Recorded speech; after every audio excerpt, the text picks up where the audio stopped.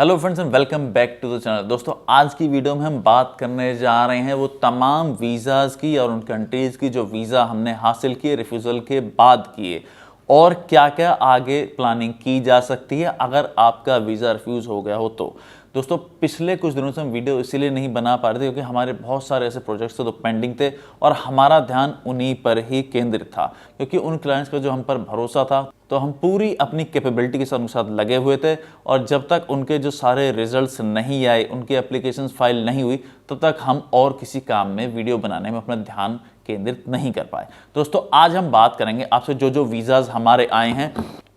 अब हम वीडियोस में वीज़ाज़ की फ़ोटोग्राफ फ़िलहाल नहीं आपको दिखा पा रहे हैं क्लैरिटी से क्योंकि पिछली कुछ हमारी वीडियोस थी वो रिमूव हो गई, जैसे आयरलैंड की थी, शंजन की भी थी और भी साउथ अफ्रीका थी और भी कई थी जिनसे आपको क्लैरिटी मिल पाती, लेकिन वो सारी वीडियो जो है यूट्यूब ने रिमूव कर दी। इसलिए हमें इस बार जो है पे प्रो का सहारा लेना पड़ रहा है। लास्ट वीडियो हमारी थी जो हमने ऑस्ट्रेलिया का वीज़ा लिया था रिफ्यूज़ल के बाद, ये अपने आप में एक बहुत ही सेटिस्फाइंग मोमेंट था। दोस्तों चलिए आखिरकार बात करते हैं अब वीज़ाज़। दोस्तों ये हमारा था इटली का वीज़ा, ये रीयूनियन वीज़ा था और इसमें इनको 365 डेज़ का स्टे मिला और ये 1 साल का वीज़ा था। अब बात कर लेते हैं हम एक और जो है शंजन वीज़ा की। ये आफ्टर रिफ्यूज़ल था, ये फ्रांस के बाद जो है वीज़ा जो है लगा था। माफ़ी चाहते हैं क्लैरिटी नहीं दिखा सकते, नहीं तो ये वीडियो भी रिमूव हो जाएगी तो और गड़बड़ा हो जाएगी। दोस्तों ये वीज़ा आया था कनाडा का, ये पूरे 10 साल का था। मैं कोशिश करूँगा आपको अगर दिखा सकूँ तो ये पूरे का पूरा जो वीज़ा था ये 10 साल का ही आया था।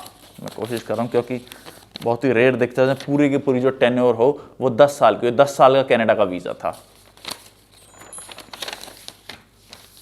उसके बाद दोस्तों ये वीज़ा है साउथ अफ्रीका का, इसमें क्योंकि फ़ोटो वगैरह कुछ होती नहीं है, साउथ अफ्रीका वीज़ा हमारे आराम से आ रहे हैं।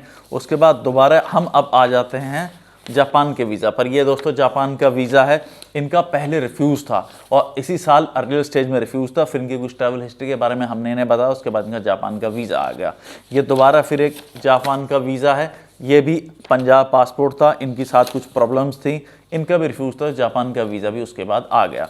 अब हम बात करने वाले हैं ये एक बहुत ही इंपॉर्टेंट वीज़ा है जापान, जिसकी हमें भी बहुत मेहनत की और उसके बाद ये वीज़ा आया, ये जापान का वीज़ा। अगर हम बात करें तो ये इस एप्लीकेंट की जो उम्र थी हमारे की तो 2001 का इनका बर्थ था। आप देख सकते हैं, मैं डेट छुपा रहा हूँ लेकिन आगे आप देख पाएंगे इनकी जो डेट ऑफ बर्थ थी वो 2001 की थी। इनका भी जापान का वीज़ा आया और ये ट्रैवलिंग के लिए जाने वाले हैं। उसके बाद दोस्तों ये कुछ वीज़ा आए हमारे यूके के रिफ्यूज़ल के बाद आए थे, ये सब मैं आपको दिखा रहा हूँ, थोड़ी जल्दी जल्दी दिखाने होंगे।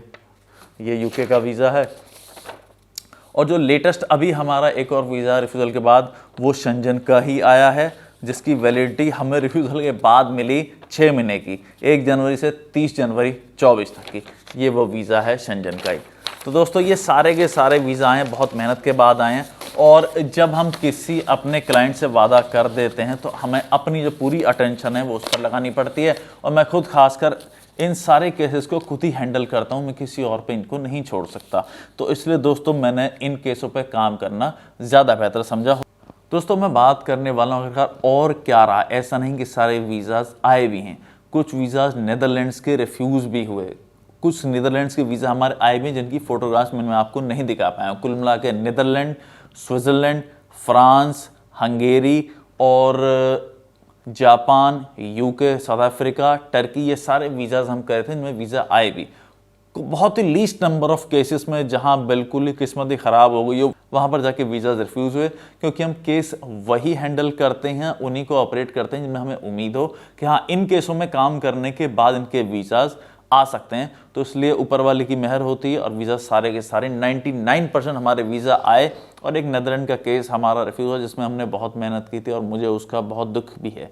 एक हमारा यूके का वीज़ा भी रिफ्यूज़ हुआ था, उसका भी हमें बहुत दुख है और उनके लिए अब हम आगे काम कर रहे हैं। उनका प्री एक्शन प्रोटोकॉल वगैरह जो अपील है वो अंडर प्रोसेस है और उम्मीद करते हैं कि बहुत जल्द पॉजिटिव जो डिसीजंस हैं वो आएंगे। दोस्तों रिफ्यूज़ल को बहुत बड़ी चीज़ नहीं है, अगर रिफ्यूज़ल आ भी जाता है तो हम उसके लिए अगर आप के लिए काम करें, आप खुद अपनी प्रोफाइल के सुधारें तो वीज़ा आने में कोई प्रॉब्लम नहीं है। जापान तो स्टैंप तक लगा देता है पासपोर्ट के ऊपर, लेकिन उसके बाद भी हमारे वीज़ा आए जिनके प्रूफ हमारे पास है। दोस्तों अगर आपके साथ इस प्रकार से कुछ घटा हो तो आप हमसे बात कर सकते हैं। हमारे इंस्टाग्राम आईडी और व्हाट्सएप का नंबर साथ साथ स्क्रीन पर आ रहा होगा, आप हमसे बात कर सकते हैं। बिल्कुल भी घबराने की ज़रूरत नहीं है और ये कोई सा भी केस ऐसा नहीं जिसमें कहीं 20 लाख, 25 लाख, 10 लाख, 12 लाख ऐसा कुछ लाखों काम हो। सब नॉर्मल फीसेज में काम हुए हैं। दोस्तों अगर वीडियो अच्छी लगी तो वीडियो को लाइक करें, चैनल को सब्सक्राइब करें, वीडियो को शेयर करें। चलिए दोस्तों, मिलते हैं अगली ऐसी एक इन्फॉर्मेटिव वीडियो में। तब तक के लिए जय हिंद, वंदे मातरम।